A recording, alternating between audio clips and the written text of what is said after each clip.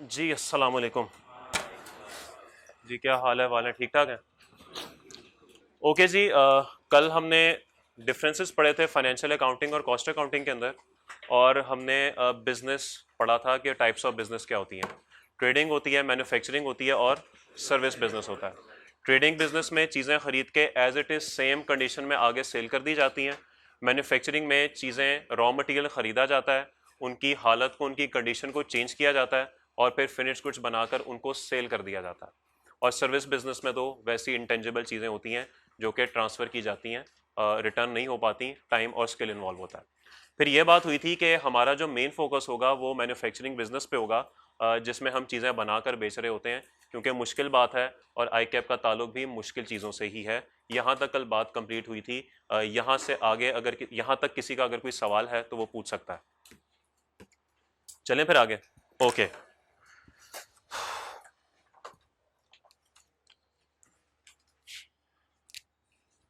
जब किसी भी मैन्युफैक्चरिंग बिजनेस की बात की जाती है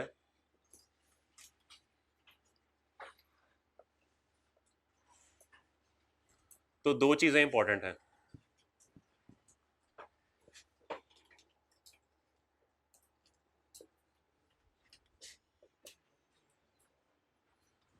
एक हेड ऑफिस और एक फैक्ट्री। कोई भी मैन्युफैक्चरिंग बिजनेस उठा के देख लीजिए। मैकडोनल्ड्स की बात करते हैं जिससे आप सब लोग वाकिफ हैं। मैकडोनल्ड्स को अगर मैन्युफैक्चरिंग समझा जाए, और वो है भी मैन्युफैक्चरिंग, क्योंकि वो जिस हालत में चीज़ें खरीदते हैं उसी हालत में आगे सेल भी कर देते हैं, और सॉरी उसको कन्वर्ट करके डिफरेंट हालत में सेल करते हैं। क्या आप जब किसी भी मैकडोनल्ड्स मेन बुलेवार्ड की बात कर लें, मैकडोनल्ड्स मेन बुलेवार्ड गुलबर्ग में आप जाते हैं, तो क्या वहां पे आपको कोई दफ्तर के लोग फाइल्स पकड़ के इधर उधर फिरते नजर आते हैं कि नहीं? आपको ऐसी कोई चीज वहां पर नजर नहीं आती। वहां पे आपको सिर्फ एक किचन नजर आता है, या आपको सिटिंग एरिया नजर आता है जहां पे बैठ के आप खा सकते हैं। इसका मतलब यह है कि जहां पे उनका किचन है, क्या वहां पे चीजें बन रही हैं? सारी चीजें वहीं पे बन रही हैं। इसका मतलब है मैकडोनल्ड्स के लिए फैक्ट्री उनका किचन है। ठीक है, लेकिन जो डिसीजंस हो रहे हैं कि कौन सी प्रोडक्ट कितने की सेल करनी चाहिए, कौन कौन सी प्रोडक्ट लॉन्च करनी चाहिए, कौन सी प्रोडक्ट जो है वो बंद कर देनी चाहिए, किस प्रोडक्ट में क्या क्या होना चाहिए, पैकिंग कैसी होनी चाहिए, इस तरह की जो स्ट्रेटेजिक किस्म के डिसीजंस हैं, क्या वो भी उसी मैकडोनल्ड्स मेन बुलेवार्ड पे हो रहे होते हैं या वो कहीं और हो रहे होते हैं? वो कहीं और हो रहे होते हैं, जिसका शायद आपको पता भी नहीं होगा। आपको शायद ये पता भी नहीं होगा कि मैकडोनल्ड्स का हेड ऑफिस किधर है। किसी को पता है? बस नहीं पता। ठीक है, वो जिधर भी है, वैसे जहां मुझे तो पता है, लेकिन चले जहां पे भी है, डिसीजंस वहां पर हो रहे होते हैं। इसका मतलब यह है कि मैन्युफैक्चरिंग बिजनेस के अंदर दो डिफरेंट चीजें होती हैं। एक होता है हेड ऑफिस और एक होती है उसकी फैक्ट्री। फैक्ट्री वो होती है जहां पे चीजें बन रही होती हैं, प्रोडक्शन हो रही होती है, मैन्युफैक्चरिंग हो रही होती है। और हेड ऑफिस वो जगह होती है जहां पे डिसीजंस टाइप की चीजें हो रही होती हैं। क्या मैं कह सकता हूं factory is the place where production takes place? यहां पे प्रोडक्शन होती है। और क्या हम कह सकते हैं कि हेड ऑफिस वो जगह होती है जहां पे डिसीजंस लिए जा रहे होते हैं? या ये भी कहा जा सकता है कि सेल्स भी हेड ऑफिस के थ्रू हो रही होती हैं कुछ हद तक। कुछ हद तक मैकडोनल्ड्स की मिसाल में शायद ये बात कोई इतनी वैलिड नहीं है, लेकिन अगर आप थोड़ी से कॉर्पोरेट लेवल पे जाएं कि अगर आप एक बिजनेस हैं और आपने अपने ऑफिस के अंदर अपने एम्प्लॉयज को डेली के लिए मैकडोनल्ड्स का लंच लगवा कर देना है कि डेली मेरे 5,000 एम्प्लॉयज को मैकडोनल्ड्स के बर्गर मिला करें, तो आप किसी फैक्ट्री मैकडोनल्ड्स की किसी किचन में नहीं जाएंगे, आप डायरेक्ट उनके हेड ऑफिस में जाएंगे और उनसे कहेंगे कि सर मेरे पास एक कंपनी है, मैं कंपनी का मालिक हूं, 5,000 के करीब मील्स मुझे चाहिए रोज अपने एम्प्लॉयज के लंच के लिए, तो आप क्या वो हमें प्रोवाइड कर सकते हैं डेली बेसिस पे? ये काम किसी फैक्ट्री का नहीं होगा, बल्कि आपको मैकडोनल्ड्स के हेड ऑफिस में जाना पड़ेगा, क्योंकि इतना बड़ा ऑर्डर रोज डिलीवर करने की कैपेसिटी आपको किसी फैक्ट्री या किचन से नहीं मिलेगी, वो आपको हेड ऑफिस से मिलेगी। और फिर आपने कुछ डिस्काउंट भी लेने होंगे, सब कुछ करना होगा, तो वो सारे डिसीजंस भी वहां पर हो रहे होंगे, और इस तरह की जो डील्स होती हैं ना, वो भी वहीं पर ही हो रही होती हैं। कभी आपने ये जो मनी एक्सचेंज होते हैं, ये करेंसी कन्वर्टर वाले, कभी अगर आपको जाने का इत्तेफाक हुआ हो यहाँ पर, तो जो ये हमारे जैसे होते हैं ना, $100 दे दें, $50 दे दें, $200 दे दें, ये तो काउंटर पे ही काम चल रहा होता है, ये काउंटर। लेकिन जब बात आती ना अरबों की, अलिफ वाले अरब की बात करूं, एन वालों की नहीं कर रहा, तो जो अलिफ वाले अरबों की जो बात हो रही होती है ना, ये फिर जो है ना कि साइड पे जाके होती है, हेड ऑफिस, ठीक है, सेल्स वहां पर होती है। छोटी मोटी बात चले यहां पर हो जाती है, लेकिन हेड ऑफिस में डिसीजंस तो होते ही होते हैं, लेकिन कभी कभार सेल्स भी वहीं से एग्जीक्यूट हो रही होती हैं। ठीक होगी बात। तो अगर फैक्ट्री में प्रोडक्शन हो रही है, तो मैकडोनल्ड्स की ही अगर बात की जाए, तो जितना भी बर्गर बनाने का या फ्राइज बनाने का सामान है यहीं पे मौजूद होगा, ऐसे ही है। तो जितनी भी चीजों को बनाने से रिलेटेड कॉस्ट होगी वो फैक्ट्री में इनकर हो रही होगी, क्या ऐसा ही है? तो क्या मैं कह सकता हूं कि फैक्ट्री के अंदर चूंकि प्रोडक्शन हो रही होती है, इसलिए प्रोडक्शन कॉस्ट भी सारी यहां पे लग रही होती हैं? मानते हैं आप इस बात को? ओके, तो चूंकि फैक्ट्री में प्रोडक्शन हो रही होती है, चीजें बन रही होती हैं, इसलिए वहां पे जितनी भी कॉस्ट लगती हैं वो सारी की सारी प्रोडक्शन कॉस्ट ही होती हैं। ओके, और हेड ऑफिस की बात की जाए, हेड ऑफिस का शायद प्रोडक्शन से डायरेक्ट एज सच कोई ताल्लुक नहीं है। मिसाल के तौर पे एक आपने कुक रखा जिसका काम था बर्गर बनाना, वो कुक छोड़ गया, क्या बर्गर बन सकेंगे? यस सर, हवा जन्नात बनाएंगे आके? कौन बनाएगा? बात कुक की हो रही है, एक स्पेसिफिक कुक की हो रही है, कुक तो रखना ही पड़ेगा, एक बंदे की बात नहीं हो रही, एक ओहदे की बात हो रही है। कोई ना कोई कुक तो होगा ना, अगर कोई भी नहीं होगा तो बस आपका किचन बंद, फैक्ट्री बंद, यही काम करेंगे ना। तो इसका मतलब है कुक की जो कॉस्ट है that is important for factory, for manufacturing, for production. तो मैं कह सकता हूं कि कुक की सैलरी जो है वो प्रोडक्शन कॉस्ट है। इसके बरक्स आप लोग बनेंगे शौकत कौमा ACA, एक दिन आपके नाम के साथ ACA लगेगा ना, क्वालिफाई कर जाएंगे CA, सबके नाम के साथ लगेगा कौमा ACA। फैक्ट्री बैठेंगे कि उधर बैठेंगे आप? चले मैं मजीद स्पेसिफिक कर देता हूं, आप बन जाएंगे CFO, chief financial officer. Sir कितने पैसे लेंगे CFO बन के? वैसे कुछ सोचा, मार्केट ट्रेंड जो होगा, मार्केट में तो दोस्त नौकरी नहीं मिल रही, फिर क्या करेंगे? वैसे वैसे अंदाजा क्या सोचा होगा कि CFO बन के इतने पैसे तो लूंगा मैं, ये 50 lakh plus Mercedes S class, iPhone 14 Pro Max। Initially नहीं, CFO बनते हुए टाइम तो लगेगा, 8-10 साल तो लगेंगे। फिर क्या सोचा 8-10 साल बाद कितने पैसे होने चाहिए? वो ठहर तो जाए, 1 मिलियन होने चाहिए per month, 1 million at least. CFO बनने के बाद per month 1 million at least. अच्छा अच्छा, ओके। देख भाई, ये मेरा और आप, ये मेरा भाइयों वाला मशवरा है, मशवरा नहीं बल्कि नसीहत है। 1 मिलियन मिल रहा हो, 2 मिलियन मिल रहा हो, शादी करा लोगे ना, घर जाके सारे जाएंगे। ओके, ये मेरा एक आपको ना वो है, खैर ये मेरी इनके आपस की बात थी। चले जी, 1 मिलियन जी, इन्होंने कहा 1 मिलियन की कॉस्ट। अब ये CFO भाई साहब हैं, यहां बैठेंगे कि यहां बैठेंगे? ऑब्वियसली हेड ऑफिस में बैठेंगे। डिसीजन इन्होंने सिर्फ ये डिसीजन नहीं करना, इन्होंने और भी बहुत सारे डिसीजन करने हैं। ओके, ये बैठेंगे हेड ऑफिस में, 2 साल इन्होंने काम किया, नहीं पसंद आई जगह, 40 लाख की नौकरी आगे मिल गई, रिजाइन दे दिया, छोड़ के चले गए, फैक्ट्री बंद हो जाएगी, बर्गर बनने बंद हो जाएंगे। क्यों? CFO चला गया, इतना बड़ा ओहदा चला गया, उधर कुक की वजह से फैक्ट्री बंद हो रही थी, ये तो फिर CFO है भाई। इनका ताल्लुक प्रोडक्शन से नहीं है। कुछ आपको फर्क समझ आया? तो इसीलिए जो लोग यहां पर बैठे होंगे या जो कॉस्ट आपकी हेड ऑफिस में इनकर हो रही होंगी, इनका प्रोडक्शन से कोई ताल्लुक नहीं होगा, और इनको हम बोलेंगे नॉन प्रोडक्शन कॉस्ट। सर वैसे 1 मिलियन मिलेगा, करेंगे क्या उससे? जो सारे बंदे करते हैं जी, थोड़ी सी सेव, कितनी थोड़ी सी सेविंग? अब नहीं, वैसे ही चले, सोचा तो होगा ना, 1 मिलियन सोच लिया तो 1 मिलियन यूटिलाइज कैसे करना है ये भी शायद सोचा होगा जी। नॉर्मल लाइफ के खर्चे होते हैं सर। गाड़ी कौन सी लेंगे आप? 1 मिलियन? अब बताए, टेस्ला जी? नहीं टेस्ला नहीं, फिर भी वैसे ही 1 मिलियन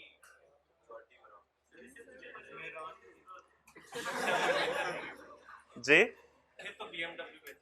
BMW बेहतर रहेगी, 1 मिलियन के साथ BMW बेहतर रहेगी, 2 साल बाद बेहतर रहेगी। 2014 में मैंने सीए क्वालिफाई किया था और मैंने भी ये सोचा था कि 2 साल बाद मैं BMW लूंगा, लेकिन 2 साल बाद मेरी शादी हो गई। और अब यकीन माने इस मार्च में बेगम को नई गाड़ी ले दी है, मैं उसी पुरानी पे आता हूं।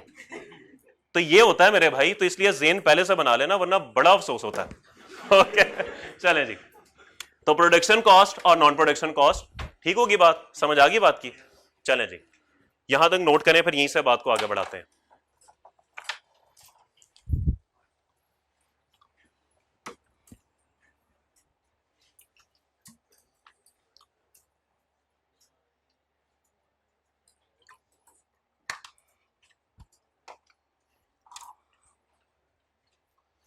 नोट कर लिया, बता ही दिया करें। ओके जी, यहीं से अब बात होगी क्लासिफिकेशन ऑफ कॉस्ट की। कॉस्ट क्लासिफिकेशन कह दें या क्लासिफिकेशन ऑफ कॉस्ट कह दें, कॉस्ट को क्लासिफाई किया जाता है। ओके मेरे भाई, ऊपर लिख देते हैं। यार वो किधर है डस्टर जी, मैंने कहीं रखा है,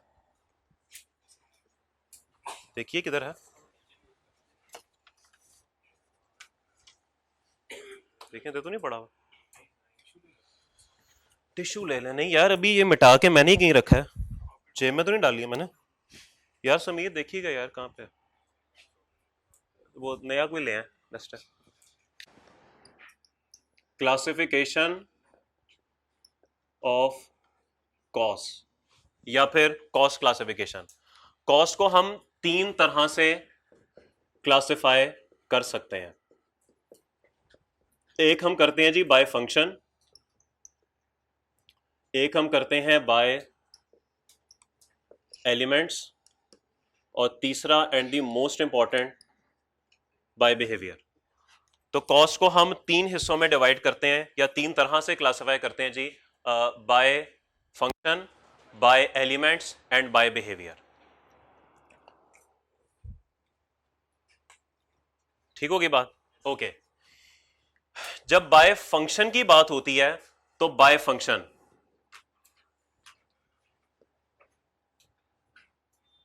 प्रोडक्शन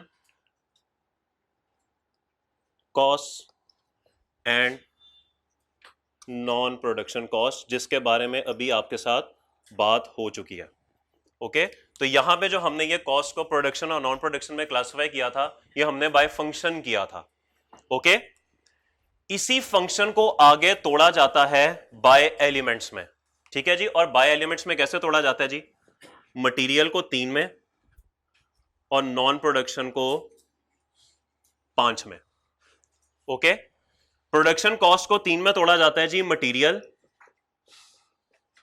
लेबर एंड ओवरहेड्स। ठीक होगी बात? और जब नॉन प्रोडक्शन कॉस्ट की बात आती है तो इनको जो 5 हिस्सों में तोड़ा जाता है वो है जी एडमिनिस्ट्रेशन एक्सपेंसेस,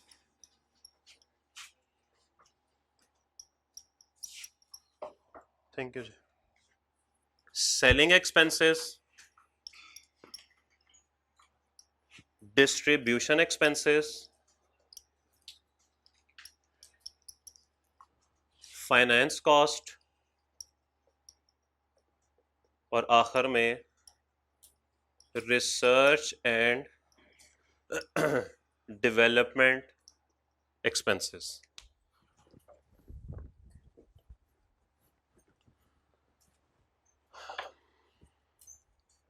ठीक हो गया जी। बेसिकली ये जो रेड में हमने किया हुआ है ये हमने बाय फंक्शन क्लासिफाई कर दिया है। ओके और ये जो हमने ब्लैक से लिखा है ये बाय एलिमेंट्स हमने क्लासिफाई कर दिया है, यानी फंक्शंस को आगे मजीद एलिमेंट्स में तोड़ दिया जाता है। ओके जी, सब अच्छा है यहां तक? चलें जी, सबसे पहले हम आसान बात करेंगे नॉन प्रोडक्शन कॉस्ट की, और आज शायद हम आखिरी दफा तो नहीं, आगे भी कहीं कहीं करेंगे, लेकिन जितनी डिटेल में आज कर रहे हैं इतनी डिटेल में हम दोबारा गुफ्तगू नहीं करेंगे जी। नॉन प्रोडक्शन कॉस्ट, सबसे पहले आपको इसमें नजर आ रहा है एडमिनिस्ट्रेशन एक्सपेंसेस। सब वाकिफ हैं इससे, बताइए एडमिनिस्ट्रेशन एक्सपेंसेस क्या होते हैं? डेफिनेशन इसमें क्या क्या आता है वो छोड़ दें, क्या उर्दू में बता दें इसकी एक तारीफ या इसकी एक डेफिनेशन, अगर हम इसको डिफाइन करना चाहें तो हम कैसे डिफाइन करेंगे? बिजनेस को मैनेज या इस इंतजामी मामलात वगैरह को संभालने में जो भी अखराजात हमारे होते हैं, जो भी एक्सपेंसेस हमारे होते हैं, वो सारे के सारे एडमिनिस्ट्रेशन में जाते हैं। अब आप बता सकते हैं कि जी इसके अंदर सैलरीज आएंगी, लेकिन बहुत बड़ा सवाल है किसकी सैलरी? एम्प्लॉयज तो कंपनी में 5,000 हैं, सबकी एडमिन में जाएगी। हेड ऑफिस के एम्प्लॉयज की सैलरी एडमिन में जाएगी, और वो भी तमाम नहीं, सिर्फ वो लोग जो कंपनी के मामलात और तरह से एडमिन डिपार्टमेंट हो गया, आईटी डिपार्टमेंट हो गया, इस तरह के जो डिपार्टमेंट्स हैं वो एडमिनिस्ट्रेशन में जाते हैं। ठीक होगी बात? देन सेलिंग और डिस्ट्रीब्यूशन मोर और लेस सेम चीजें ही हैं, ठीक है, इनको आमतौर पे इकट्ठा ही बोला जाता है। इसीलिए आपने अगर फाइनल अकाउंट्स पढ़े हैं इंट्रोडक्शन टू अकाउंटिंग में, तो वहां पे आपने नहीं पढ़ी होगी, आपने ऑपरेटिंग एक्सपेंसेस टोटल इकट्ठे पढ़े होंगे, आपने इसका ब्रेकअप नहीं पढ़ा होगा। एफआर 1 में शायद आप पढ़ लेंगे कि इसमें सेलिंग और डिस्ट्रीब्यूशन नॉर्मली इकट्ठा एक ही लफ्ज इस्तेमाल होता है और एक ही नॉर्मली बात होती है। सेलिंग होता है जी सेल करने के खर्चे, और डिस्ट्रीब्यूशन होता है उसी सेल को आगे डिस्ट्रीब्यूट करने के खर्चे।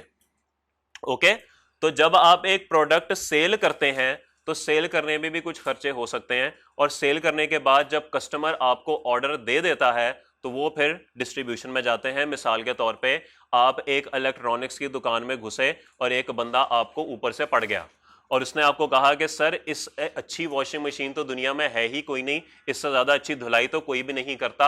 आपने कहा तुम झूठ बोलते हो, मैं शादीशुदा हूं।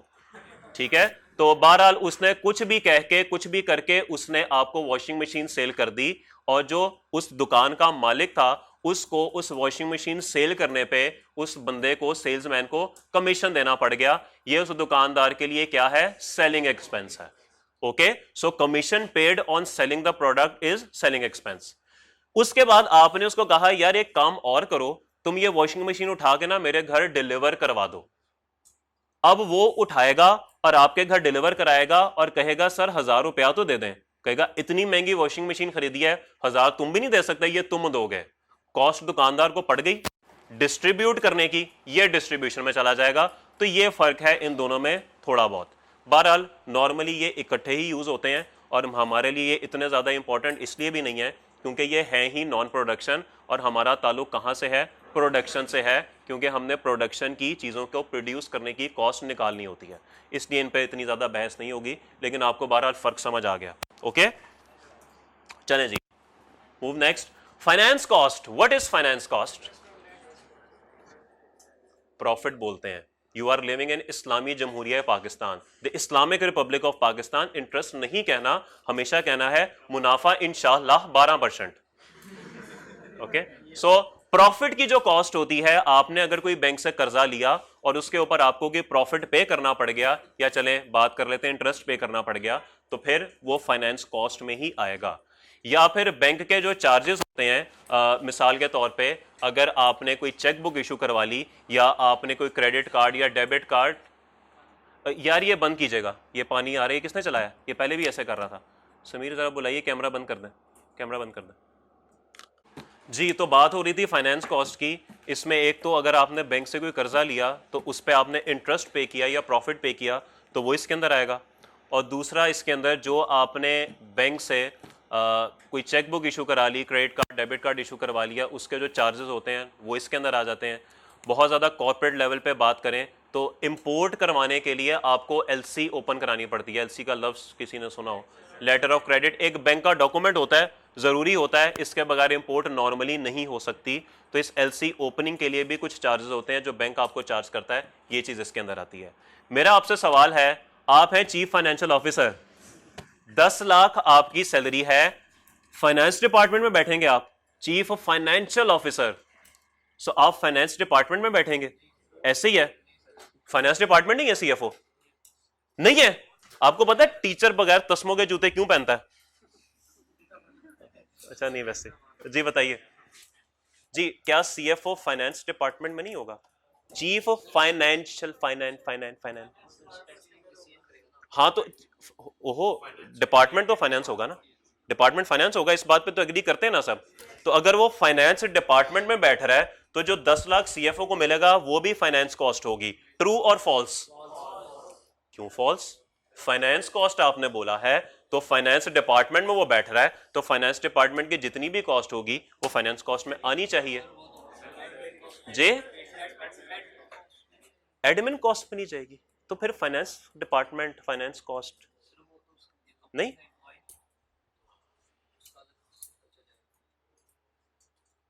एक आसान सा सवाल है, फाइनेंस डिपार्टमेंट की कॉस्ट फाइनेंस कॉस्ट कहलाई जाएगी? फिर फाइनेंस फाइनेंस डिपार्टमेंट की कॉस्ट फाइनेंस कॉस्ट नहीं होगी? अजीब बात कर रहे हैं आप, बताइए। सही कह रहे हैं, मान गया साथी, बिरयानी के बगैर ही मान गए जी। हाँ जी बताइए जी। यहां पे जो फाइनेंस है ना, ये फाइनेंस, इसका मतलब फाइनेंस डिपार्टमेंट नहीं है।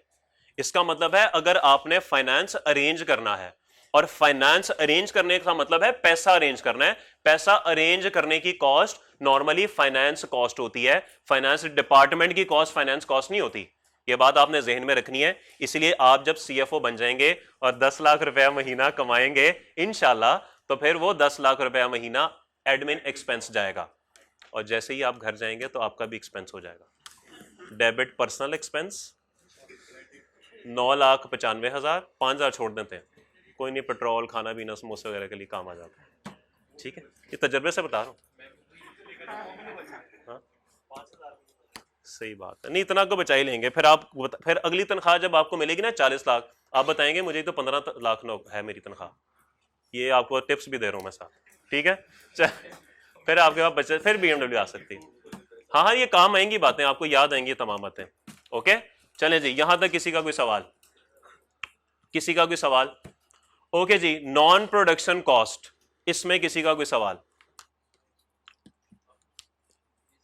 हाँ सॉरी, रिसर्च एंड डेवलपमेंट रहेगी। ओके जी, रिसर्च एंड डेवलपमेंट नाम से वैसे ही वाजे है कि इसके अंदर क्या होगा जी, इसके अंदर हम कुछ ना कुछ रिसर्च कर रहे होंगे या डेवलप कर रहे होंगे। बेसिकली एक स्टैंडर्ड है अकाउंटिंग के अंदर, शायद आप में से कुछ ने पढ़ लिया हो या पढ़ना हो। रिसर्च एक अलहदा कॉस्ट होती है और डेवलपमेंट एक अलहदा कॉस्ट होती है। किसी को पता हो इन दोनों में फर्क क्या है? एनीवन? हाँ जी, कुछ ऐसी बात है। रिसर्च होती है एक नई चीज को बनाने के लिए या कुछ करने के लिए रिसर्च करना वो, और ऑलरेडी चीज को या जो जिस पे आपने रिसर्च मुकम्मल कर ली है और अब आपने उस पर काम करना है, तो वो क्या बनेगी? वो डेवलपमेंट में चली जाएगी। मिसाल के तौर पे कोविड आया था, तो पाकिस्तान में तो आपको देखने को नहीं मिला, लेकिन पूरी दुनिया में लोगों ने उसकी वैक्सीन पे रिसर्च शुरू कर दी थी।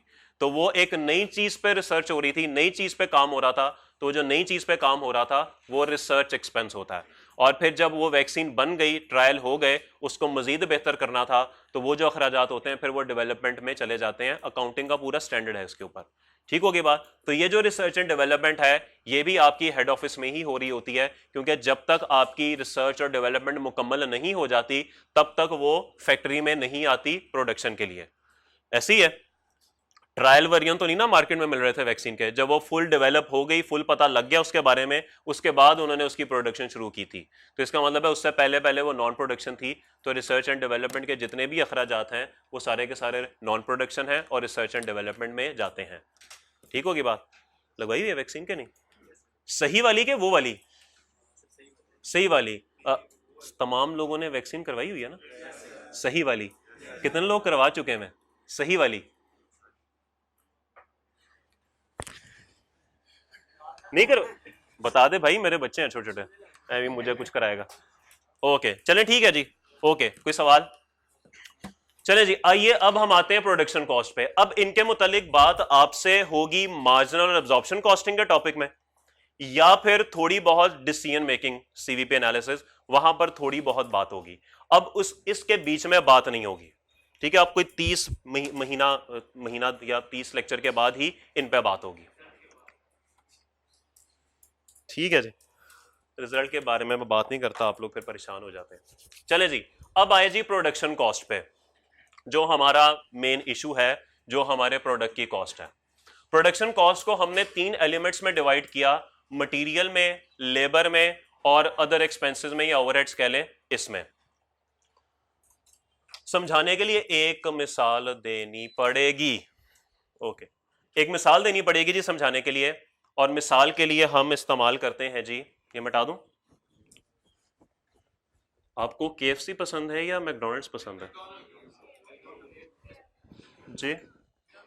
चलें जो मिल जाए, भाई कह रहे हैं जो मिल जाए, चलें जो भी है मैकडॉनल्ड्स की बात कर लेते हैं। लेट्स अज्यूम हम मैकडॉनल्ड्स की बात करते हैं। मैकडॉनल्ड्स इज अ मैन्युफैक्चरिंग, और यहां पे हमें जो प्रोडक्ट मिलती है दैट इज बर्गर। माजरत अगर आपको शक्ल बुरी लगे, मेरी नहीं बर्गर की, मेरी तो जैसी मर्जी लगे, बस कुछ ऐसा ही होता है जी, ये कोई UFO बन गया, बहरहाल जो भी बन गया, ठीक है, कुछ बर्गर इस तरह का होता है। आप बताएं सर, आपका नाम? फैज। फैज भाई, बर्गर के अंदर क्या क्या चीज आपको नजर आ रही होती है जब आप बर्गर खरीदते हैं? और आराम से बन होता है, और उसमें यार लिखने में भाई चिकन, वाकई यकीन है चिकन होता है? अच्छा, चिकन होता है और सैलेड होता है, और क्या होता है? और यार मैकडॉनल्ड्स की बात हो रही है, शामी बर्गर की बात नहीं हो रही। केचप वगैरह अलहदा देते हैं वो, मैं अभी नहीं लिख रहा, एक मसला है इस वजह से। और बताइए और क्या होता है? सॉस होती है, और वो कितने का मिलता है ये? चले जी, बहरहाल मेरा मकसद पूरा हो गया कि एक बर्गर को देख के आपको यह पता लग जाता है कि इस बर्गर में क्या क्या चीजें शामिल हैं। अब बन आपको कहीं से अलहदा मिलता होगा, चिकन कहीं से अलहदा मिलता होगा, सैलेड अलहदा मिलता होगा, सॉसेज अलहदा मिलती होंगी। आप इनको प्रोसेस करते हैं, इनकी हालत बदलते हैं और ये एक अजीब सी चीज बना लेते हैं। ऐसे ही है। ओके, क्या मैं इन सबको कह सकता हूं कि ये वो मटेरियल है जो कि आपकी प्रोडक्ट को बनाने में इस्तेमाल हो रहा है? ठीक है, तो जो भी चीज आपको आपकी फाइनल प्रोडक्ट के अंदर नजर आ रही होती है वो मटेरियल होता है जी, उसको हम मटेरियल बोलते हैं। Any confusion? कोई कंफ्यूजन नहीं? ओके। अब हाँ, ये जरूर है कि इस मटेरियल का मेन हिस्सा चिकन है, बन, सैलेड, या चले बन भी मेन हिस्सा है, सैलेड और सॉसेज चले छोड़ दें, मेन हिस्सा नहीं है, लेकिन बहरहाल इसको भी मटेरियल बोला जाएगा क्योंकि ये आपकी जो मेन प्रोडक्ट है उससे फुली आइडेंटिफाइबल है। तो वो मटेरियल जो आपकी प्रोडक्ट के साथ फुली आइडेंटिफाई हो सके, फुली आइडेंटिफाइबल हो, वो क्या होता है जी? मटेरियल। और अगर मैं, ये नजर आ जाएगा इसके नीचे, अगर लिख दूं, इसके नीचे लिख दूं, नजर आ जाएगा? मटेरियल को दो हिस्सों में डिवाइड किया जाता है जी, डायरेक्ट मटेरियल और इनडायरेक्ट मटेरियल। नजर आ रहा है सबको? नजर आ रहा है सबको? ओके, तो मटेरियल को दो हिस्सों में डिवाइड किया जाता है जी, डायरेक्ट और इनडायरेक्ट मटेरियल। ऐसा मटेरियल जो कि आपकी प्रोडक्ट के साथ फुली आइडेंटिफाई हो सके, यानी आप प्रोडक्ट देख के बता सकें कि इसके अंदर ये चीजें हैं, इनको क्या कहा जाएगा? इनको डायरेक्ट मटेरियल कहा जाएगा। ठीक है, तो आप इस डायरेक्ट मटेरियल के नीचे लिख सकते हैं कैन बी आइडेंटिफाइड या fully identifiable with the product, can be identified with the product या fully identifiable with the product। यार किसी को बुलाएं, वो फिर मसला हो रहा है।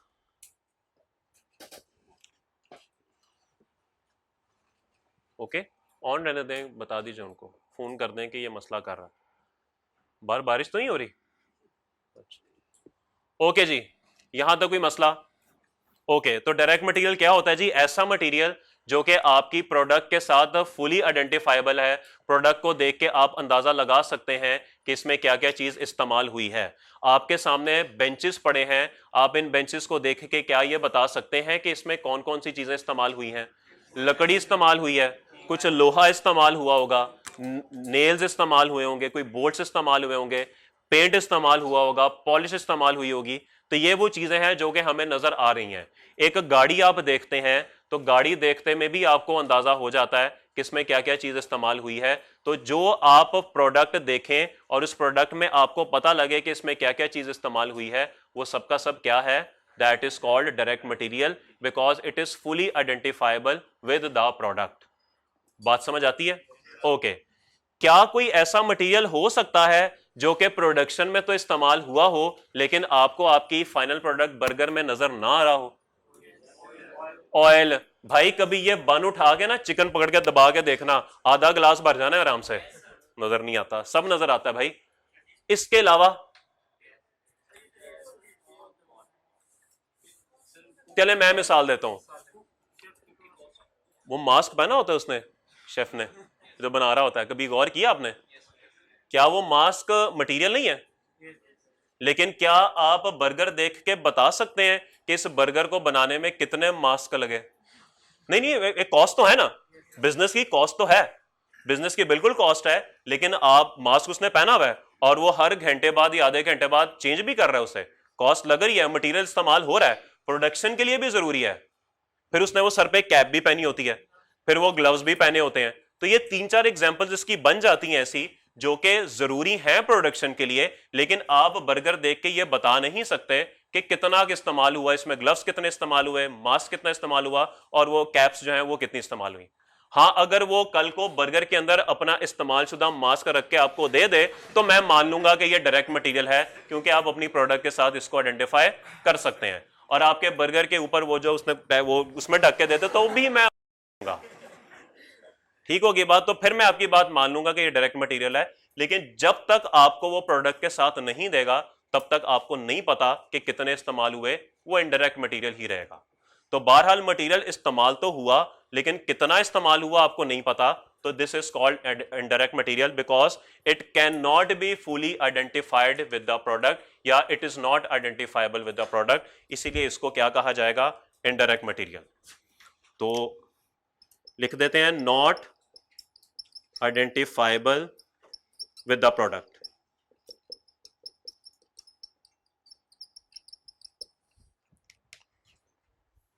मुझे उम्मीद है कि आप साथ वालों से सफ़े लेके उस पर नहीं लिख रहे, आप लोगों ने एक नया रजिस्टर बनाया है, उस पर हाकी कागज़ और प्लास्टिक कवर चढ़ाया है, शुरू में स्टिकर भी लगाया है जिस पे आपने अपना नाम, अपनी क्लास, अपना सेक्शन, कॉलेज का नाम भी लिखा है और फिर आपने शुरू किया है। क्यों सर, ऐसे ही है? चलो नो सर, बस रजिस्टर बना लीजिए एक्स्ट्रा एक साफ़ सुथरा सा जिसमें कॉस्ट का काम हो, थोड़ी बहुत इस तरह की चीज़ें जो आपको रिवाइज करने में काम आएंगी, क्योंकि पेपर से पहले आप सवाल तो नहीं करेंगे, आप कॉन्सेप्ट्स ही रिवाइज करेंगे। तो वो कॉन्सेप्ट्स आपके तभी आप कर सकेंगे जब आपके पास इस तरह के कोई थोड़े बहुत नोट्स बने होंगे। किताब तो आपके पास होगी ही, वहाँ से तो अंग्रेज़ी आप पढ़ लेंगे, लेकिन ये शक्लें जो बनी हुई है ना इस तरह की, ये कुछ काम आ जाती हैं। तो ये जो मैं कहानियाँ आपको सुनाता हूँ ना, कोई शौक से नहीं सुनाता, इसलिए सुनाता हूँ ताकि आपको याद रहे। ठीक है, कॉस्ट अकाउंटिंग का सबसे बड़ा मसला ये है, या कोई भी अकाउंटिंग उठा लें, उसका मसला ये है कि दिमाग में पिक्चर नहीं बनती, समझ नहीं आती हो क्या रहा है। तो ये इसलिए तमाम चीज़ें, ये मैकडॉनल्ड इसलिए मैं बोलता हूँ ताकि आपके जहन में ज़रा एक पिक्चर सी बन जाए, क्योंकि बर्गर सबने देखा हुआ है, सबने खाया हुआ है और सबको पता है कि वहाँ पे क्या चल रहा होता है, इसलिए बात बन जाती है। आपने नहीं खाया हुआ सर? अच्छा, सवाल है कि ये बता रहे हैं नहीं खाया हुआ? अच्छा सॉरी, बताइए। पैकिंग मटेरियल डायरेक्ट में आएगा सर, आपको पता है, fully identifiable with the product, direct. Okay भाई, ओके जी, तो कहां पहुंचे हम? मटेरियल। मटेरियल डायरेक्ट और इनडायरेक्ट में किसी का कोई सवाल, किसी का कोई सवाल तो वो पूछ सकता है। आगे चलें जी। मैकडॉनल्ड्स वाले रात को मैकडॉनल्ड्स बंद करते हैं 12 बजे, सुबह 12 बजे खोलते हैं तो 2000 बर्गर बना पड़ा होता है, ऐसे ही है? नहीं जी, क्या फरमाया भाई ने? अच्छा वही गर्म, हाँ ये तो बात आपकी दुरुस्त है, लेकिन जो उन्होंने ऑलरेडी बनाया होता है वो ऑलरेडी उन्होंने खुद बनाया होता है या कोई खलाई मखलूक आके बना जाती है? जी, बस बात को यहीं रखें और ना लेके जाए जी। जी ऑब्वियसली बर्गर किसी ना किसी ने तो बनाना है, एमी जन्नात तो नहीं ना बनाएंगे आके, तो बनाना तो किसी ना किसी ने है। अब आप जब मैकडॉनल्ड्स में जाते हैं ना और उसका किचन देखते हैं, आपको नजर आ ही रहा होता है सामने से, तो बड़े तरह के लोग आपको नजर आ रहे होते हैं, कोई कुछ कर रहा होता है, कोई कुछ कर रहा होता है, कोई चीखे मार रहा होता है, कोई ऐसे ही बस लड़ रहा होता है, ऐसे ही है। लेकिन कुछ लोग ऐसे होते हैं जो खामोशी से ना, कोई चिकन फ्राई कर रहा है, कोई उस चिकन को बन के अंदर लगा रहा है, कोई उस पर वो सॉस डाल रहा है, कोई बर्गर बना रहा है, उसे पैक करके वो शेल्फ में रख रहा है। जो लोग डायरेक्टली इन्वॉल्व हैं बर्गर बनाने में, ठीक है, उसको हम बोलेंगे कि ये लेबर तो है लेकिन साथ ही साथ डायरेक्ट लेबर है। तो उसी तरीके से लेबर को भी दो हिस्सों में डिवाइड किया जा सकता है, डायरेक्ट लेबर और इनडायरेक्ट लेबर।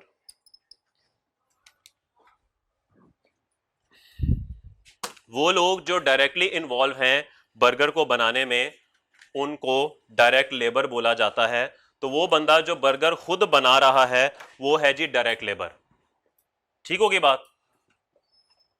फिर एक बंदा वो जो चीखे मार रहा होता है, साइड पे खड़ा होगा, कपड़े उसके जरा अच्छे होंगे, चीखे मारा, वो क्यों नहीं किया, ये जो भी कुछ बोल रहा है वो आपने सुना ही होगा। क्या वो बंदा बर्गर बना रहा है? ओके, मैं अपने अल्फाज चेंज करता हूं।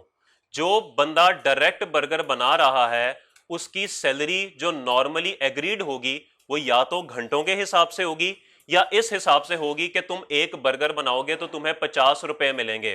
क्या उसकी कॉस्ट बर्गर के साथ डायरेक्टली एसोसिएट या डायरेक्टली आइडेंटिफाई की जा सकती है?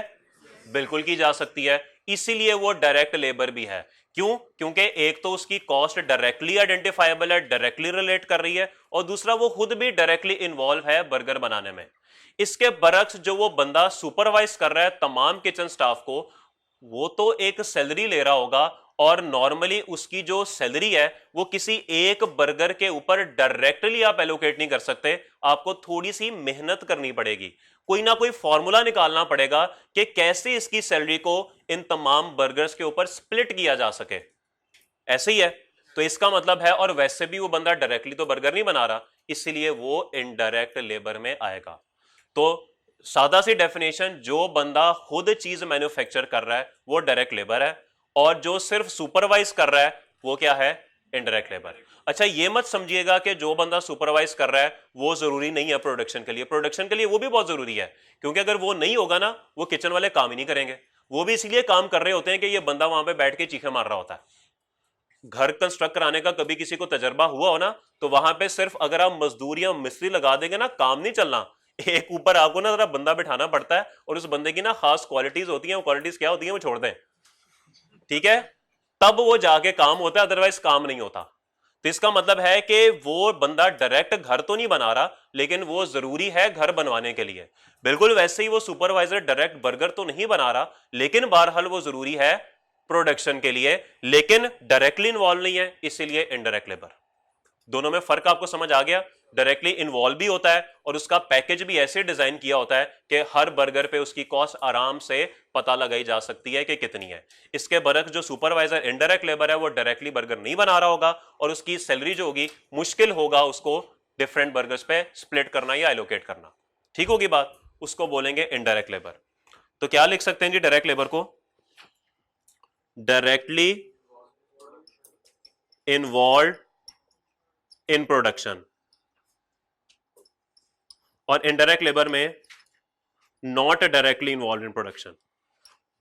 आसान बात लिखें ताकि समझ रहे, not directly involve in production.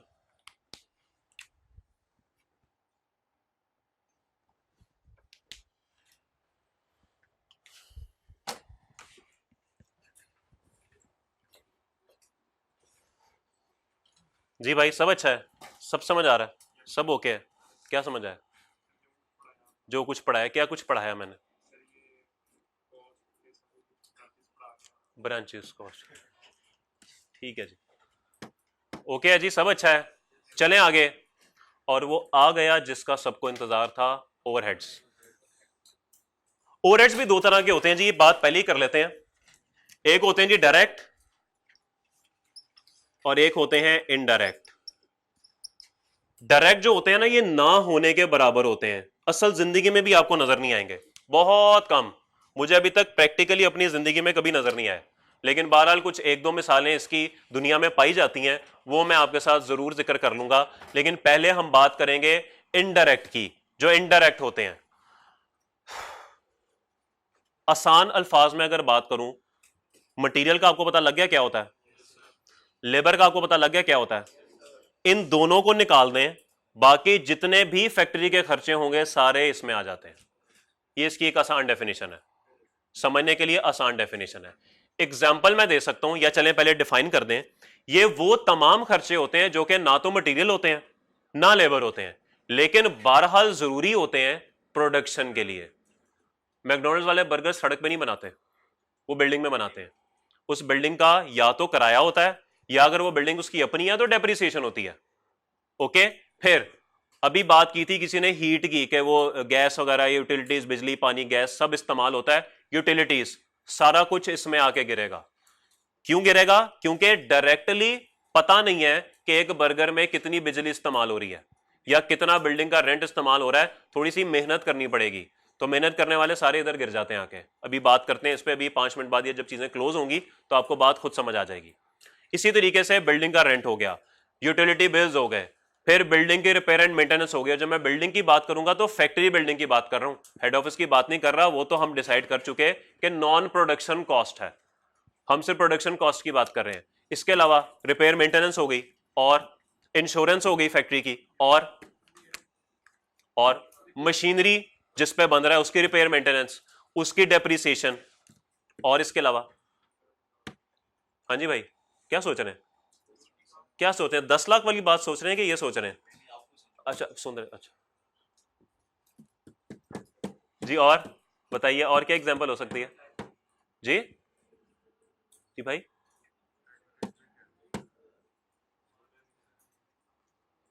आप लोगों ने इंट्रो टू अकाउंटिंग में फाइनल अकाउंट्स पढ़े हैं? आपने उसके अंदर कॉस्ट ऑफ सेल्स का जो नोट होता है वो पूरा पढ़ लिया कि नहीं? वो जिसके अंदर रॉ मटेरियल कंज्यूम्ड होता है, सैलरीज होती हैं, पढ़ लिया कि नहीं? कितने लोगों ने पढ़ा हुआ है वो? सबने नहीं पढ़ा हुआ, बहरहाल चले छोड़ दें, नहीं पढ़ा तो छोड़ दें। फिर एक कॉस्ट ऑफ सेल्स का नोट होता है जी, उसके अंदर ना काफी सारे खर्चों की लाइन होती है एक, वो तमाम खर्चे इसके अंदर आते हैं। आसान बात करूं, उसमें यही होता है जी, इंश्योरेंस हो जाती है, रिपेयर एंड मेंटेनेंस हो जाते हैं, फिर यूटिलिटी बिल्स हो जाते हैं, फिर उसके अंदर ये आ जाती है, रेंट आ जाता है। ये तमाम चीजें उसके अंदर जो है वो आ रही होती हैं। ठीक है, तो इसको हम लिख सकते हैं जी, required for production but are not material and labour. और इसकी अगर आप मिसाल लिखना चाहें तो क्या मिसाल लिख सकते हैं जी? इलेक्ट्रिसिटी बिल ऑफ फैक्ट्री, ये लिख सकते हैं आप। और रेंट ऑफ फैक्ट्री लिख सकते हैं आप। और क्या लिख सकते हैं? इंश्योरेंस ऑफ फैक्ट्री, और क्या लिख सकते हैं आप? Repair and maintenance of factory, repair and maintenance of machinery, depreciation of machinery, etcetera etcetera. तो मेरे ख्याल में बात आपको यहां तक समझ आ गई है कि हम क्या कहना चाह रहे हैं। ठीक होगी बात? क्यों सर, ओके है सब? परेशान तो नहीं हो गए? वैसे ही मजाक कर रहा था, ऐसा नहीं होता, वैसे ही आपको ना डरा रहा था थोड़ा सा, लेकिन कभी कभी हो भी जाता। ठीक है जी, नोट हो गया यहां तक? चले नोट कीजिए, फिर आगे चलते हैं। अच्छा, पहले नोट क्यों बोला था भाई ने? अच्छा ओके, चले जी आगे चलते हैं, यहां से आगे चलते हैं और बात करते हैं आखिरी चीज की, डायरेक्ट एक्सपेंसेस की। डायरेक्ट एक्सपेंसेस मैंने आपको बताया बहुत ही रेयर होते हैं। ये वो सीए क्वालिफाइड लोग होते हैं रेयर कि नहीं? बहुत ही रेयर होते हैं, कबार नजर आते हैं। इसकी एक दो मिसालें ही मैं आपके साथ शेयर कर सकता हूं। मिसाल के तौर पे ये भाई साहब गए मैकडॉनल्ड्स और इन भाई साहब ने कहा मुझे नहीं पता, इसको ना स्क्वायर की फॉर्म में काट के मुझे दो, बस इन्होंने कहा मुझे स्क्वायर बर्गर चाहिए। तो उस बंदे ने कहा सर हमारे पास तो ऐसा कोई टेक्निक नहीं है कि हम इसको स्क्वायर, मुझे नहीं पता, कहीं से बंदा मंगवा के दो जो इसको स्क्वायर में काटे। फिर उन्होंने एक बंदा बुलाया जिसने इसको ऐसे स्क्वायर शेप में काट के इनको दिया, और उस बंदे ने इनसे 50 रुपए, इनसे नहीं मैकडॉनल्ड वालों से 50 रुपए वसूल कर लिए। अब मैकडॉनल्ड वालों की कॉस्ट है क्या? ये मटेरियल की कॉस्ट है, ये लेबर भी नहीं है। लेबर तो कुछ और होती है, वो तो आपने रखी होती है अपने पास, और वो जरा और हिसाब होता है उसका। ये तो बाहर से बस एक बंदा आया, एक काम करके तो फौरन चला गया। तो फिर ले दे के गिरेगी ये यहां भाई, ऐसे ही है। जरा इन खर्चों को देखें, बिजली, रेंट, इंश्योरेंस। क्या एक बर्गर पे कितना रेंट लगा बता सकते हैं? क्या एक बर्गर पे कितनी बिजली लगी बता सकते हैं? मेहनत करनी पड़ेगी, ये तो बता सकते हैं, ये तो बता सकते हैं। और ना ये मटेरियल है ना ये लेबर है, इसीलिए ये आ जाएगा डायरेक्ट एक्सपेंस के अंदर। ओके, सो आप यहां पे लिख सकते हैं expense incurred for molding the product as per customer requirements। Audi खरीदी है कभी किसी ने? हंसते क्यों है? जब ऑडी खरीदे ना तो बेसिकली वो आपसे ये पूछते हैं कि भाई ये तो हमारा बेस वेरिएंट है, इसमें कुछ आप एड ऑन्स करवाना चाहेंगे? उसमें फिर आप बताते हैं जी फैब्रिक ऐसा कर दीजिएगा, साउंड सिस्टम ऐसा कर दीजिएगा, एलॉय व्हील्स ऐसे कर दीजिएगा। तो वहां पे शायद ये कुछ बातें ना इस तरह की हो जाती हैं, तो शायद वो जो एक्सपेंस उनके एक्स्ट्रा लगते होंगे वो फिर इसमें डालते होंगे वो। ओके, कोई सवाल?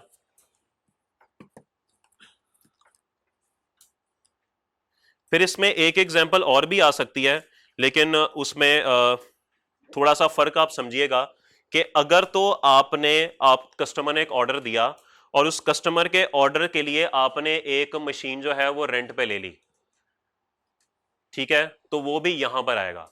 लेकिन याद रखिएगा अगर वो मशीन आपने ऑर्डर पूरा करने के बाद वापस ना की और अपने पास ही रख ली और उसका किराया देते रहे, फिर वो डायरेक्ट से उठ के इनडायरेक्ट में आ जाएगी। क्योंकि अब क्या हो गया, अब मुश्किल हो गया कि एक बर्गर में उसकी कॉस्ट आराम से नहीं पता लग सकती, थोड़ी सी मेहनत करनी पड़ेगी, तो डायरेक्टली अब एसोसिएटेड नहीं रही। तो ये थोड़ी सी एक इनविजिबल लाइन है, या आपने बरकरार रखनी है डायरेक्ट और इनडायरेक्ट में, कि मेन वजह यही है कि प्रोडक्ट की कॉस्ट के साथ जो कॉस्ट आप लिंक कर सकते हैं वो सारी डायरेक्ट हो जाती हैं, और जो आप डायरेक्टली लिंक नहीं कर सकते, आपको कोई मेहनत करनी पड़ती है, कोई फॉर्मूला निकालने पड़ते हैं, वो सारी की सारी इनडायरेक्ट में चली जाती हैं। ठीक होगी बात? तो ये जो मशीनरी है अगर सिर्फ एक बर्गर के लिए आएगी तो बात समझ आती है, लेकिन अगर आपने उसको बिठा ही लिया अपने पास मशीनरी को और उसी से बर्गर बनाई जा रहे हैं बनाई जा रहे हैं बनाई जा रहे हैं, फिर ये उठ के इनडायरेक्ट में चली जाएगी, क्योंकि फिर आपको थोड़ा सा काम करना पड़ेगा। और ये काम हम ओवरहेड्स के चैप्टर में सीखेंगे कि किस तरीके से हम इन कॉस्ट को स्प्लिट करते हैं एक यूनिट के ऊपर। ठीक होगी बात? किसी का कोई सवाल यहां तक? जी, आउटसोर्सिंग भी कह सकते हैं, हाँ ठीक कह रहे हैं आप, वो हो सकती है, आउटसोर्सिंग आ सकती है इसके अंदर, आप सही कह रहे हो। लेकिन वो भी डिपेंड करता है, अगर तो आउटसोर्सिंग आप जेनेरिक करवा रहे हो ना तो, और लमसम दे रहे हो, डिपेंड करता है पेमेंट टर्म्स क्या हैं। अगर तो प्रोडक्ट वाइज है फिर तो ठीक है, फिर तो डायरेक्ट है। लेकिन आप अगर उसको कहें मैं तुम्हें महीने का ₹1,00,000 दूंगा, मेरी मर्जी, तुम्हें कोई टेक्सटाइल का कपड़ा दूं या ना दूं ये मेरी मर्जी है, फिर ये इनडायरेक्ट में चली जाएगी, क्योंकि डायरेक्टली आइडेंटिफाइबल नहीं है। ओके, ये देखना पड़ेगा। यहां से जी कंक्लूजन हमने निकालने हैं, और कंक्लूजन क्या निकालने हैं जी? एक आप उठाएं यहां से इनडायरेक्ट मटीरियल, एक उठाएं इनडायरेक्ट लेबर, डायरेक्ट और इनडायरेक्ट, ये चार चीजें उठाएं। इन चार चीजों को कलेक्टिवली कहा जाता है मैन्युफैक्चरिंग ओवरहेड्स। इन चार चीजों को कलेक्टिवली कहा जाता है मैन्युफैक्चरिंग ओवरहेड्स। ओके,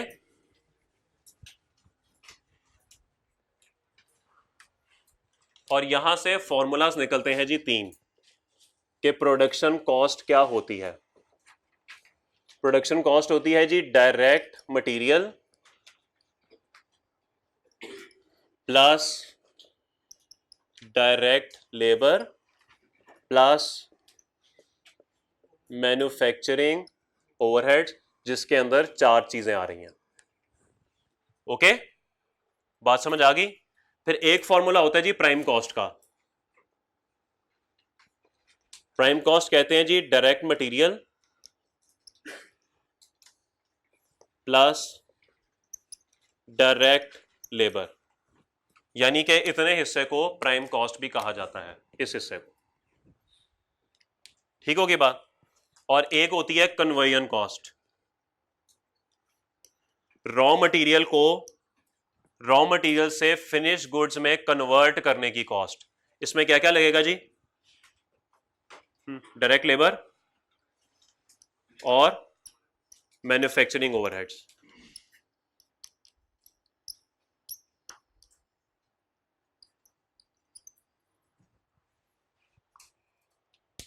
तो असल में हमारी नहीं, आपकी, मेरी तो गुजर चुकी, आपकी जो जिंदगी रुलेगी अगले 4 महीने, बस वो यही करते रुल जाएगी कि मटेरियल क्या है तो लेबर क्या है तो ओवरहेड्स क्या है और कॉस्ट क्या है, वो यही काम करते रहेंगे।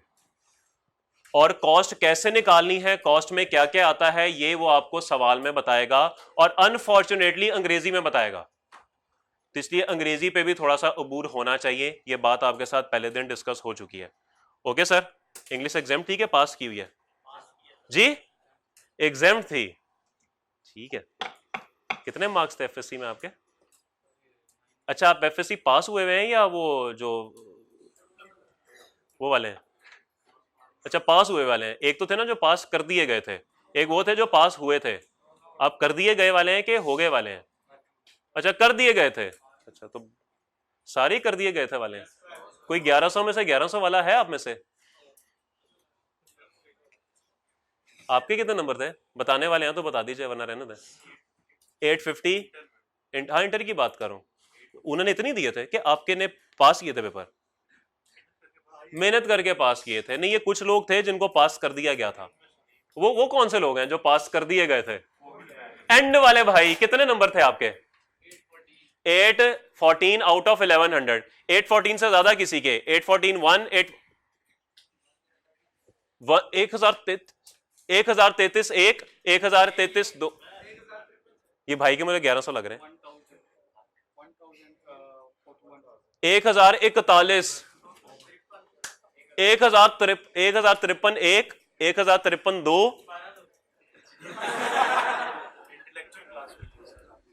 1053, 1053। यार हम जैसे दो पास हो जाते हैं इतने में। 1053, ठीक है जी। यहां तक कोई सवाल किसी का? सर आप परेशान परेशान लग रहे हैं, पक्की बात है, नींद आ रही है? ओके जी, यहां तक नोट करें। यहां तक किसी का कोई सवाल है तो बताएं। डायरेक्ट एक्सपेंसेस, हाँ डायरेक्ट वही है, ओवरहेड बेसिकली। यार ये मैंने आपको बताया, ये ना मटेरियल होते हैं ना ये लेबर होते हैं, लेकिन ये कुछ ऐसे खराजात आ जाते हैं जो कि आपकी प्रोडक्ट के साथ डायरेक्टली लिंक होते हैं। जैसे मैंने आपको भी मिसाल दी थी कि आपने प्रोडक्ट को की कटिंग करनी है कस्टमर की रिक्वायरमेंट के मुतालिक। अब माजरत अगर किसी को बुरा लगे, अक्सर खवातीन जाती हैं तो ये सूट जो इनको पसंद आता है ना, ये वो नहीं, ये कहती नहीं इसको ऐसे ऐसे ऐसे कर दो, वो कस्टमर की रिक्वायरमेंट बन जाती है। ओके, तो वो फिर शायद इसमें आ जाते हैं। हाँ, तो वो उनकी कॉस्ट तो निकालनी है उन्होंने, अब पैसे कितने लेने हैं ये कैसे पता लगे? अब एक ने कहा कि मुझे ऐसा कर दो, अब वह करने की जो कॉस्ट है कुछ तो है ना, कुछ पैसे तो लेने हैं ना। लाख लें, 2 लाख लें, 50 लाख लें, कैसे पता लगे? कॉस्ट निकालेंगे तो पता लगेगा ना। ओके जी, और जी भाई, ये सर कल पढ़ेंगे सर। सर मैन्युफैक्चरिंग ओवरहेड्स के अंदर 4 चीजें आती हैं: indirect material, indirect labour, direct overheads, indirect overheads. इनको कलेक्टिवली मैन्युफैक्चरिंग ओवरहेड्स कहा जाता है। और कोई सवाल? चलें फिर आगे, चलें फिर कुछ एग्जांपल्स लिखिए और मुझे बताइए कि ये कहां पे फॉल करती हैं इसके अंदर। प्रोडक्शन है, नॉन प्रोडक्शन है, और उसके बाद आप बताएंगे कि एलिमेंट कौन सा है। रजिस्टर उम्मीद है आपके पास होंगे, पेन भी उम्मीद है आपके पास होंगे, नियत तो आपके पास है ही।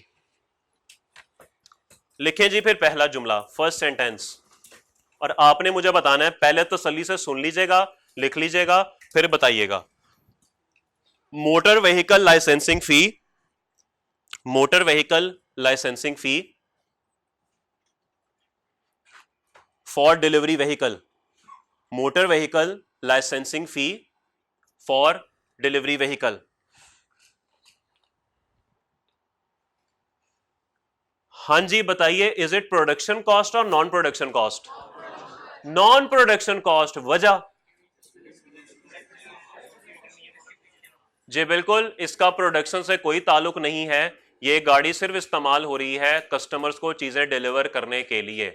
और मेरे ख्याल में अगर आप इसको एलिमेंट्स में ले जाना चाहें तो नॉन प्रोडक्शन में ये कहां पे गिरेगी, आके डिस्ट्रीब्यूशन में आके गिरेगी। तो ये बिल्कुल हमारी नॉन प्रोडक्शन कॉस्ट है, और एलिमेंट देखा जाए तो डिस्ट्रीब्यूशन कॉस्ट है। नेक्स्ट लिखिए, commission paid to sales representative, commission paid to sales representative.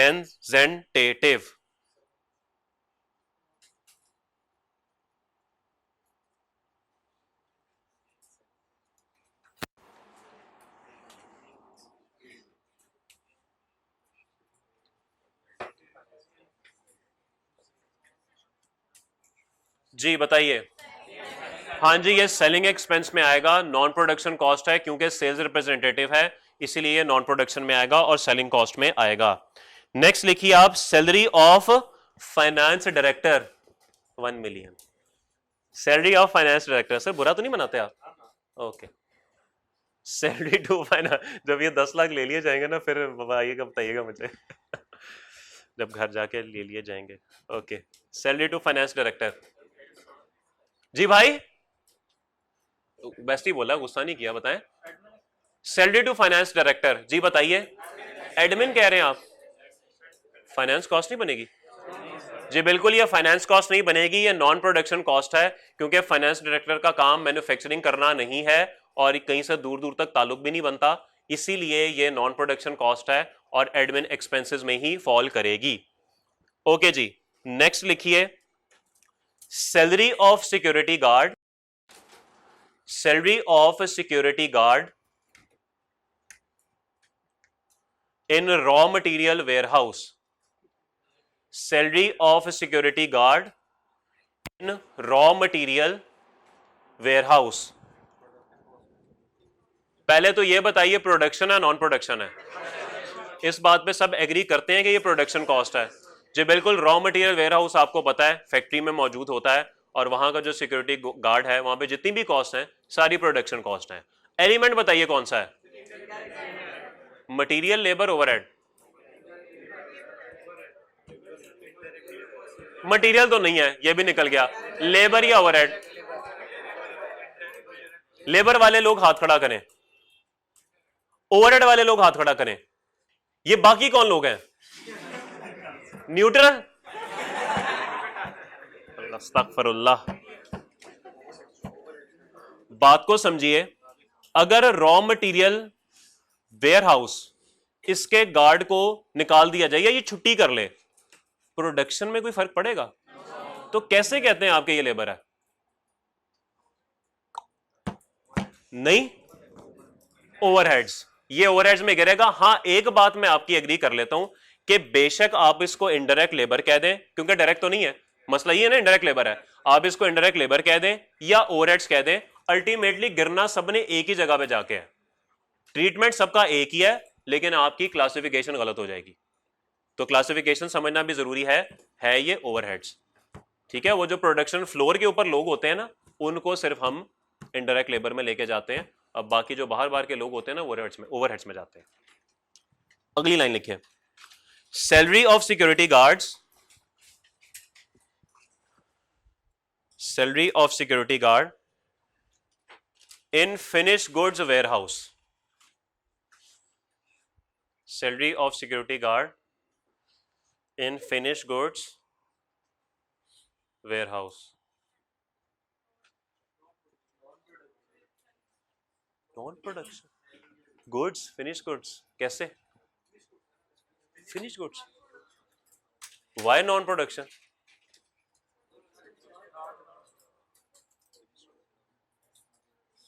जी भाई, प्रोडक्शन नॉन प्रोडक्शन, वजह नहीं, फिनिश हो गई है तो क्या मतलब, अब वो निकाल देंगे उनको?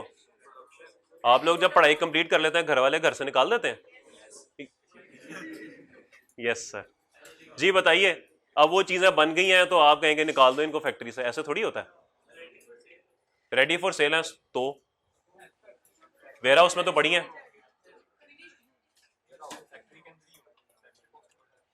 आप कह रहे हैं वेयर हाउस फैक्ट्री के अंदर ही होगा और फैक्ट्री कॉस्ट बनेगी, ओके, इसलिए प्रोडक्शन कॉस्ट है, ओके। और बताइए, और बताइए।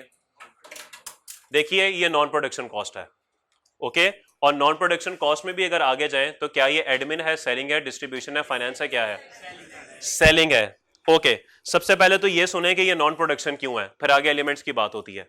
देखिए ये चीजें बन चुकी हैं, अगर ये चीजें सेल नहीं हो रही तो इसके ऊपर बिजली भी लग रही होगी वेयर हाउस में, सिक्योरिटी भी लग रही होगी, रेंट भी लग रहा होगा, तो यूं तो आप इसकी कॉस्ट को बढ़ाते बढ़ाते बढ़ाते पता नहीं कहां तक ले जाएंगे। और वो जो 100 रुपए का बर्गर होगा वो हो सकता है आपको 1.5 लाख रुपए में पड़ना शुरू हो जाए, तो क्या आप 1.25 लाख का बेचेंगे?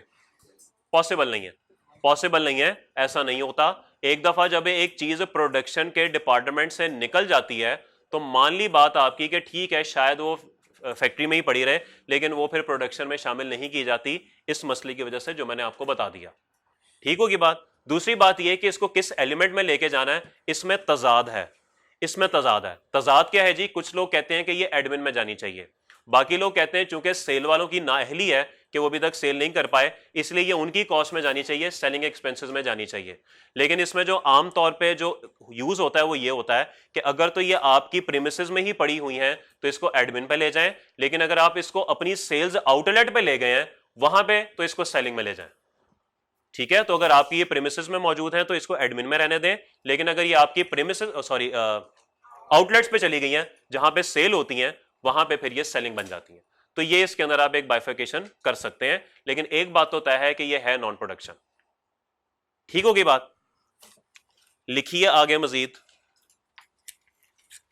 फी to advertising agency, fee to advertising agency, FEE fee TO2, आगे एडवर्टाइजिंग तो आता ही होगा आपको। फी टू एडवर्टाइजिंग एजेंसी, यार भाई मुझे बड़े गुस्से में लग रहे हैं।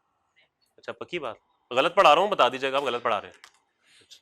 फी टू एडवर्टाइजिंग एजेंसी, वो भाई एंड में मुझे चेक कर रहे होंगे, हंस रहे हैं दूर दूर से, सर पता लग रहा है मुझे, ऐसी है, गोली ना कराइएगा कोई। चले जी, क्या है जी फी टू एडवर्टाइजिंग एजेंसी? हाँ जी, नॉन प्रोडक्शन कॉस्ट है और हाँ सेलिंग में आएगी, सेलिंग में आएगी, ये सेलिंग में आएगी, लेकिन बहरहाल चूंकि सेम ही यूज होते हैं तो ठीक है। Insurance of companies premises, insurance of companies premises, insurance of companies premises,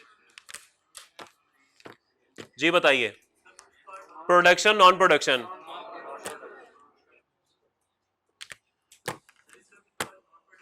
वजह, वजह जी सवाल आपको पूछना चाहिए था कौन से प्रेमिसेस, हेड ऑफिस की, फैक्ट्री की?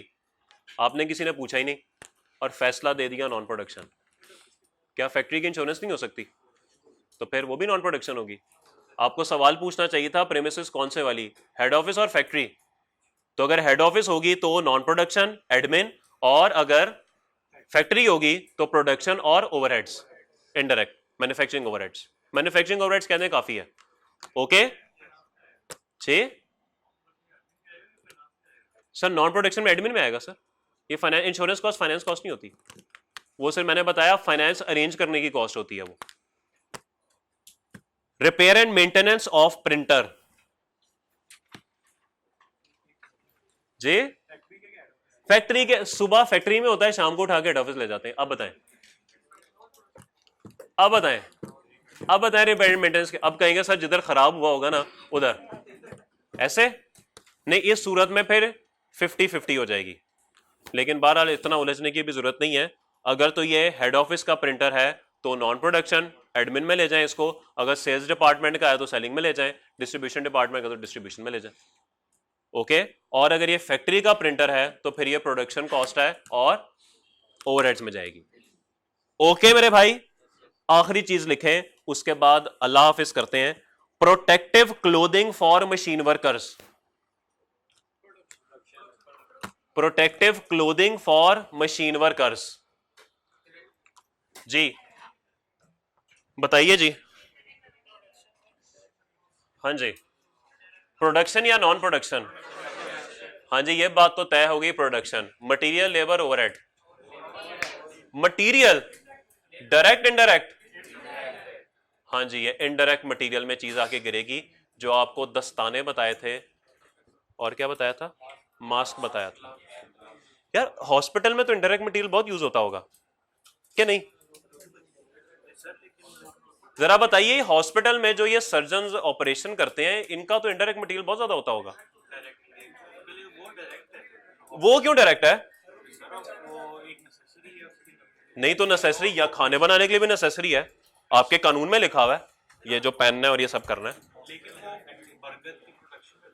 नहीं नहीं, ये सवाल है मेरा, बताइए हॉस्पिटल में क्या होगा फिर? चले कॉस्ट तो है ना। अच्छा चले ठीक है, सोच के आइएगा कि क्या करना है। सर कैरेज इनवर्ट, सर वो हम इन्वेंट्री वैल्यूएशन में पढ़ेंगे कि वो आपकी इन्वेंट्री की कॉस्ट का पार्ट बन जाता है, वो इसमें मटेरियल की कॉस्ट का पार्ट ही बन जाता है।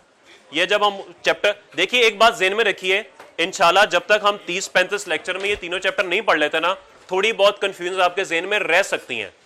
ये जो आप बात कर रहे हैं ना कैरेज इनवर्ट की, ये हम इन्वेंट्री की कॉस्ट का पार्ट बना देंगे, वो मटेरियल की कॉस्ट में बन जाएगा, वो मटेरियल ही बन जाएगा।